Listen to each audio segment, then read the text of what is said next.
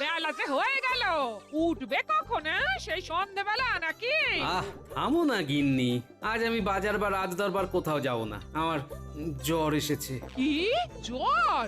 বলি বৃষ্টিতে কে ভিজতে বলেছিল শুনি? স্বামীর জ্বর হয়েছে, কোথায় একটু যত্ন আত্তি করবে তা না। হ্যাঁ, তোমার যত্ন আত্তি করা মানে তো গাদা গুচ্ছে রেধে খাওয়ানো। ওই একটু খিচুড়ি আর ইলিশ মাছ ভাজা করো না, মুখটা না বিষাদ হয়ে আছে বুঝলে। কি ইলিশ মাছ ভাজা?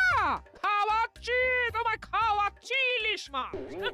বেশি চিৎকার করো না, গলা ভেঙে যাবে। হ্যাঁ সেই পুরো হাড়ে হাড়ে চিনি তোমায়, হাড়ে হাড়ে চিনি। আমিও তোমায় হাড়ে হাড়ে চিনে গেছি গিন্নি। হ্যাঁ, তোমার সাথে সংসার করে মাথায় টাক পড়ে গেল।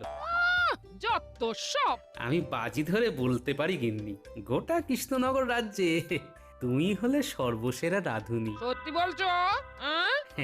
ওই শাক পাতা যাই রান্না করো না কেন, তাই অমৃত। আমার চেহারা দেখে বোঝো না কিছু গিন্নি? এই যে শোনো, তুমি শুয়ে থাকো, আমি মাছ আনতে যাচ্ছি। হ্যাঁ